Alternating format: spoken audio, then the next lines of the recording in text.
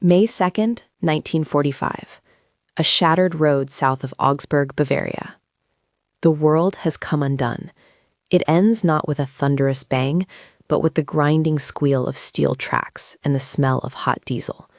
For 19-year-old Flakhelferin Liesel Schmidt, the final sound of the Third Reich is the exhausted cough of an Opel Blitz truck engine giving up for the last time. It sputters, shudders, and falls silent, leaving only the birdsong and the distant, menacing rumble that has been growing for days. That rumble is the U.S. Third Army. You can feel it in the soles of your boots, a vibration that travels up your spine. It's the tremor of an approaching earthquake, an unstoppable force of nature made of men and machines. Liesel presses her face against the splintered wooden slats of the truck bed. Her uniform, a coarse gray-blue Luftwaffe auxiliary tunic, is stiff with dirt and sweat. Beside her, Helga, a 40-year-old nurse with eyes that have seen too much in field hospitals from Stalingrad to the Rhine, slowly and deliberately checks the last of her morphine syringes. She handles them like a priestess with sacred relics. There are only 2 left. The driver, a boy no older than 16 with the ghost of a mustache on his upper lip, slams his fist against the steering wheel, a single sharp crack of frustration. Then he slumps forward, his head resting on his arms, defeated. Around their stalled truck, the column has disintegrated. Soldiers of the Wehrmacht, boys from the Hitler Youth, and old men of the Volkssturm are shedding their identities. They tear insignia from their collars, throw rifles into ditches, and melt into the forest, hoping to become civilians again. But for the women, there is nowhere to run. Their uniforms are a brand. The rumble becomes a roar. Through the trees, Liesel sees it. The blunt, olive-drab snout of an M8 Greyhound armored car pushes through the foliage like a predator. Then another. Then an M3 half-track, bristling with American soldiers. They don't look like the caricatures from the newsreels, not gangsters or degenerate cowboys. They look tired. They look methodical. Their movements are economical, professional, and utterly devoid of the frantic energy that has consumed the German retreat. They are the victors. A voice, amplified by a bullhorn, cuts through the air.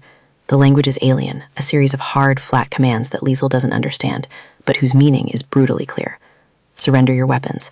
Kommen Sie raus mit die Hände hoch. The broken German is almost more intimidating than the English. The boy driver slowly opens his door, his hands already raised. Helga snorts, a small, bitter sound of contempt. They will not find us so easy, she mutters, more to herself than Liesel. But it is easy.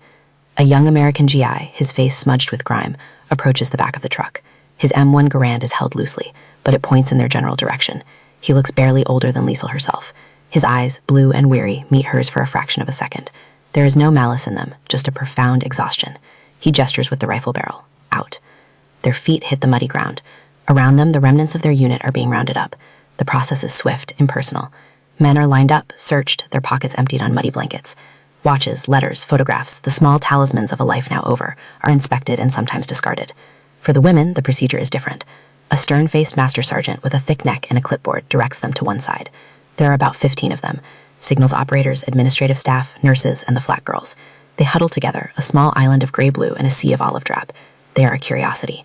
The GIs stare, some with open curiosity, others with a detached professionalism.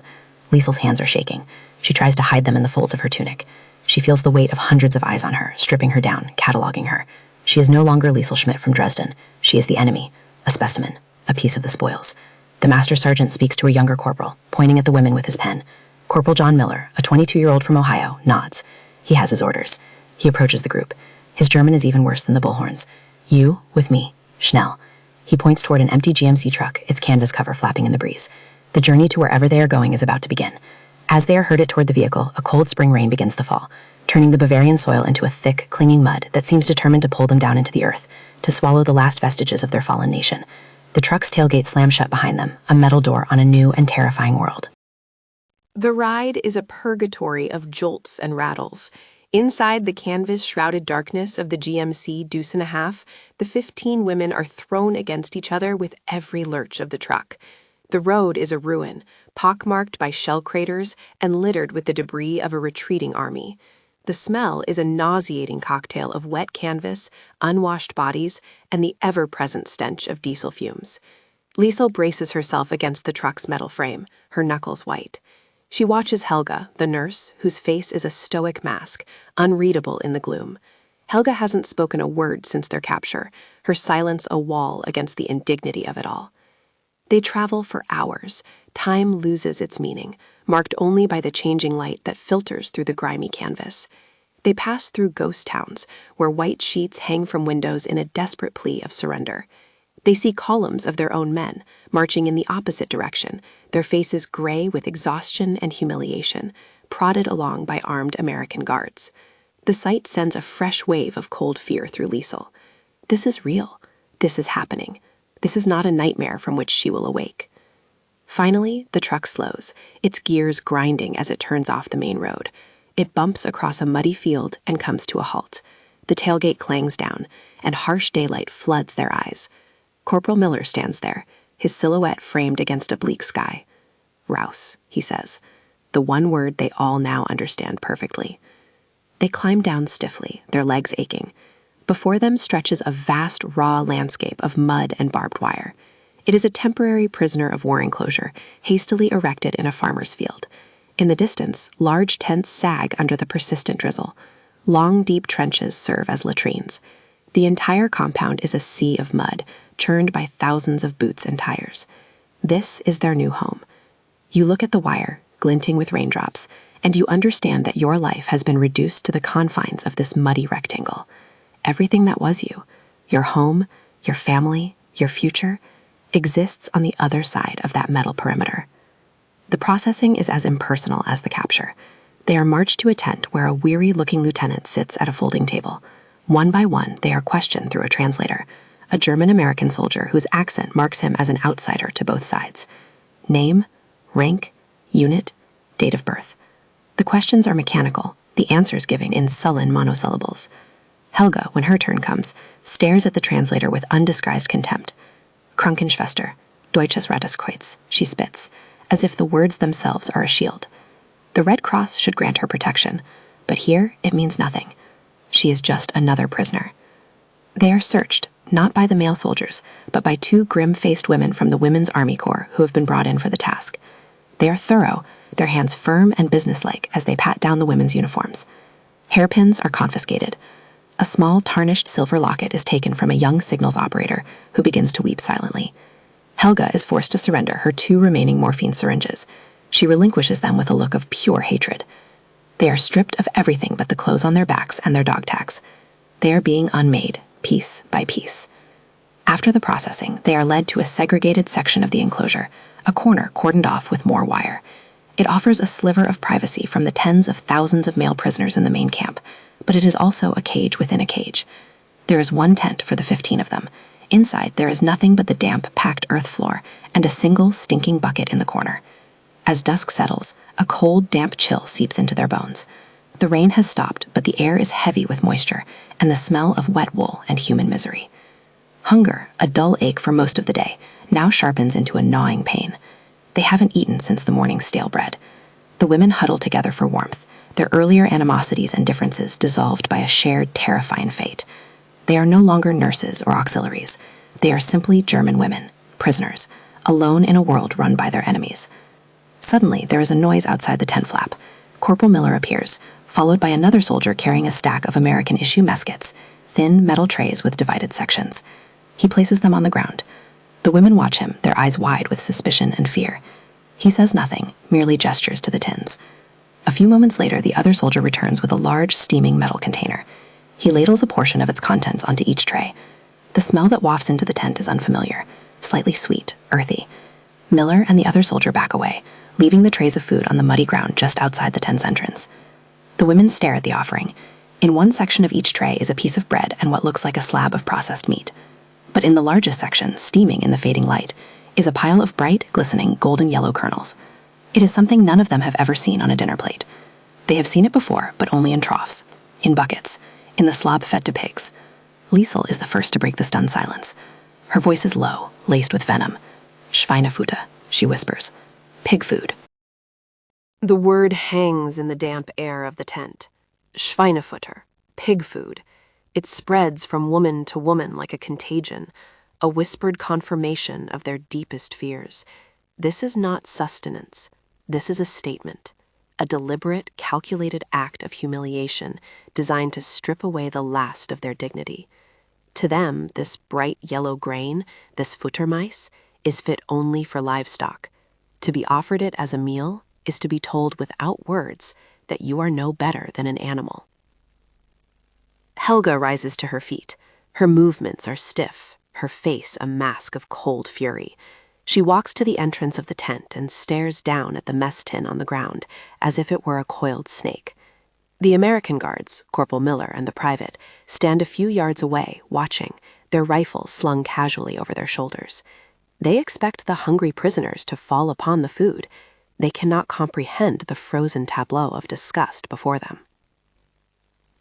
They mock us, Helga says, her voice loud enough for every woman in the tent to hear. She turns, her gaze sweeping over the others, challenging them. They capture us, strip us of our belongings, cage us like beasts, and now they feed us slop from a trough. Are we to accept this? Are we to grovel for their garbage? A murmur of agreement ripples through the small group.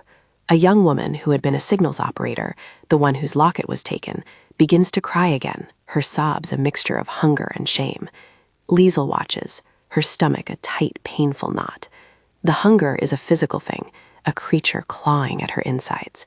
The smell of the food, even the strange sweet scent of the yellow kernels, is maddening.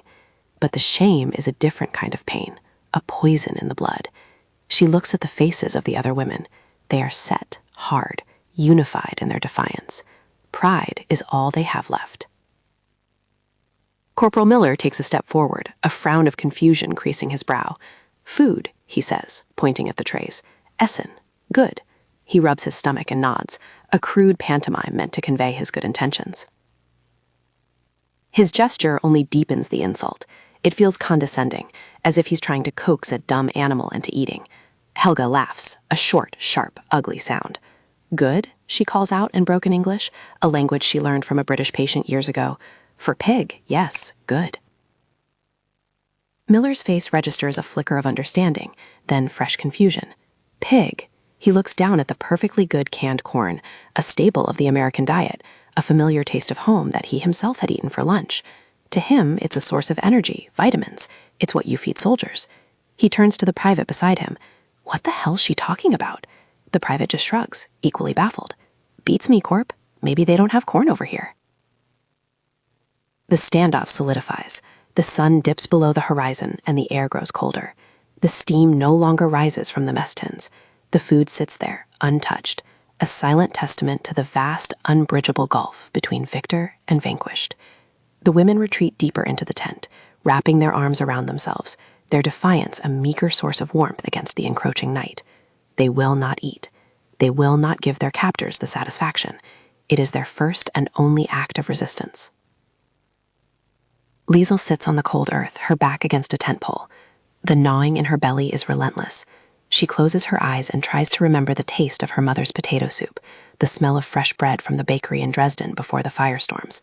But the only smell she can register is the alien scent of the food just outside. Her mind wars with her body. Her stomach screams for sustenance, for anything to quell the acid burn of emptiness.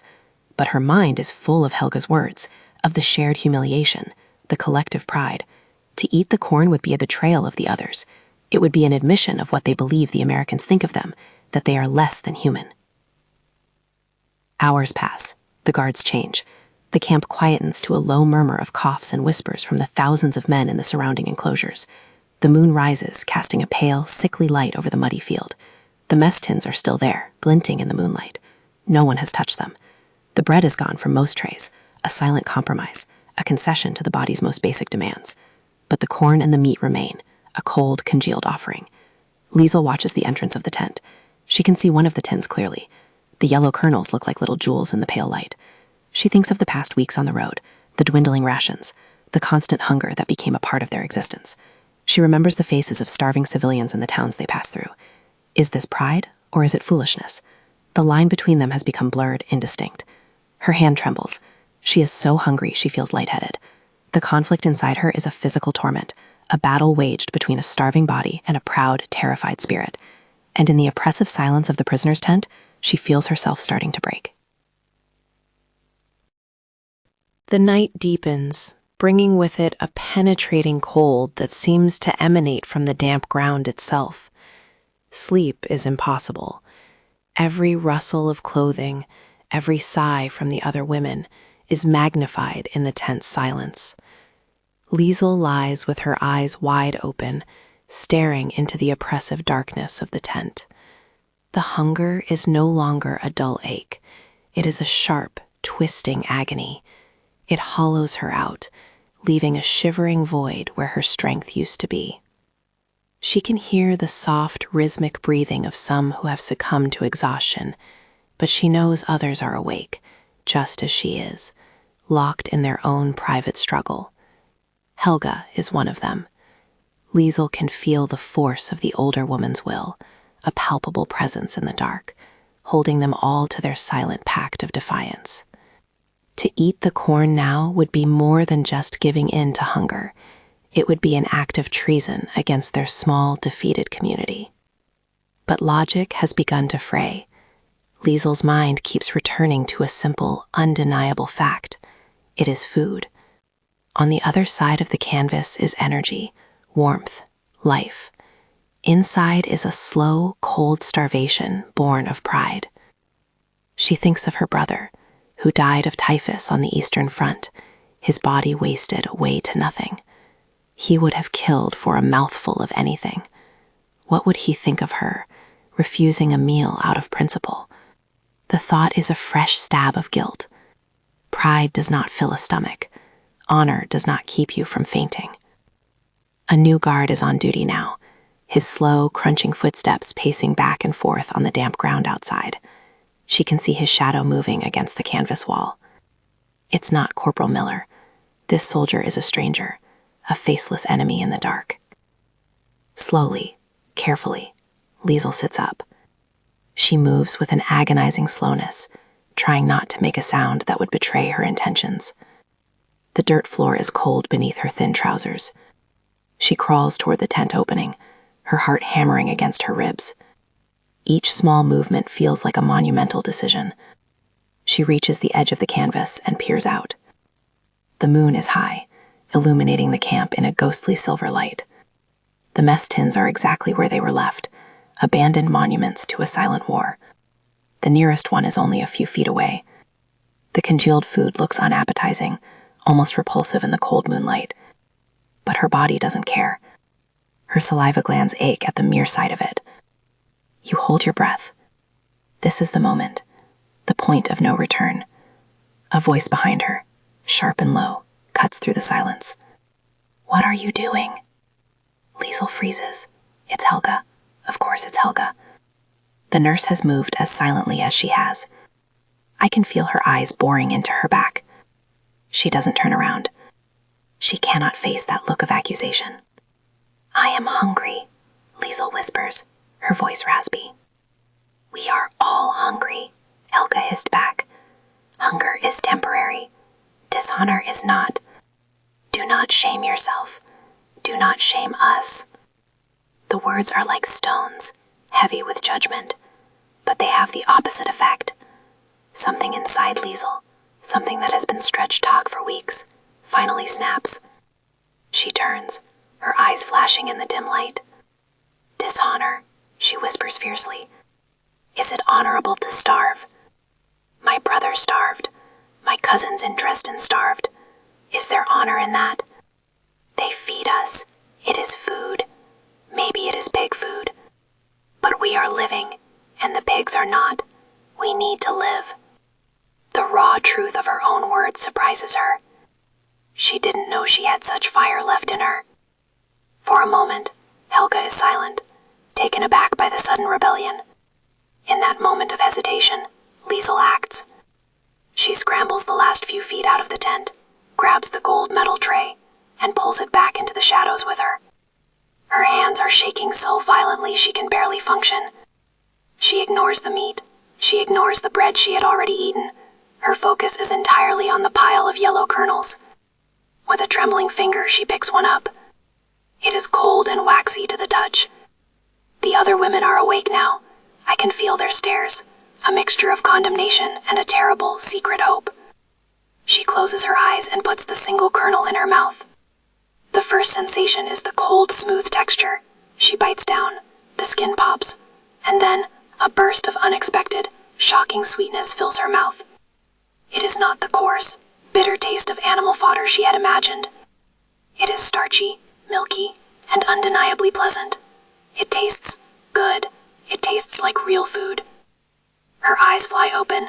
A wave of confusion washes over her, followed by a dawning, stunning realization. It was never an insult. It was a misunderstanding. A terrible, profound misunderstanding born of fear, ignorance, and the chasm of culture that separated their two worlds. They weren't being treated like pigs. They were simply being fed American food. She looks at Helga, whose face is a mixture of shock and disbelief in the moonlight. Liesel doesn't say a word. She doesn't need to.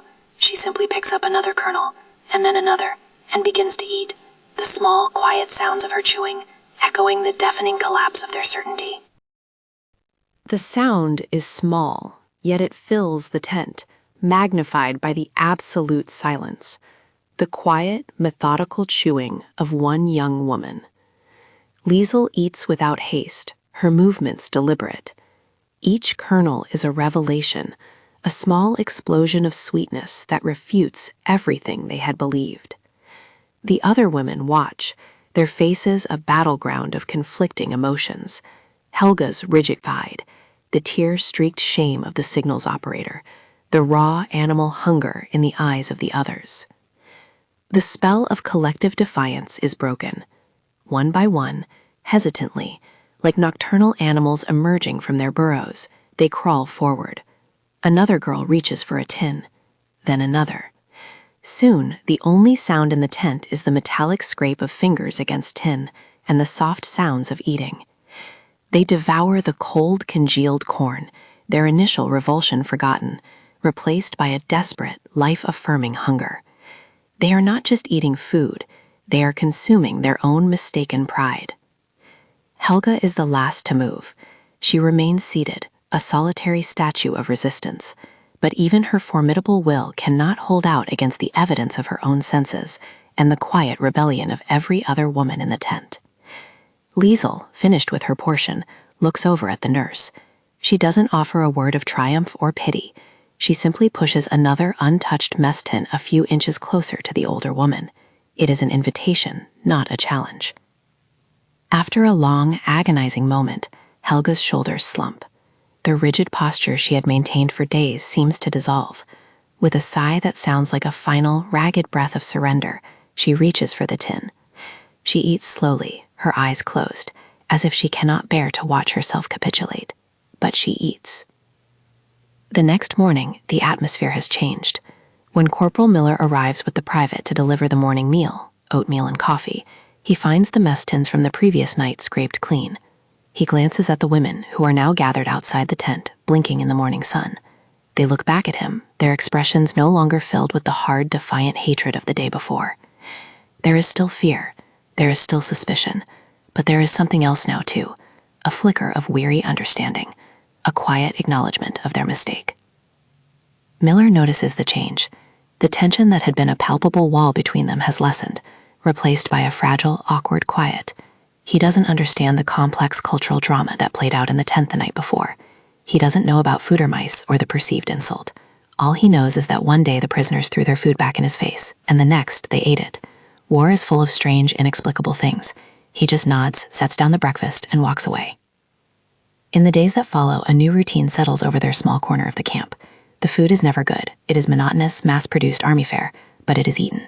The corn, when it appears, is accepted without comment. The act of eating it has become a silent, shared memory, a secret point of reference for the women who endured that first night together.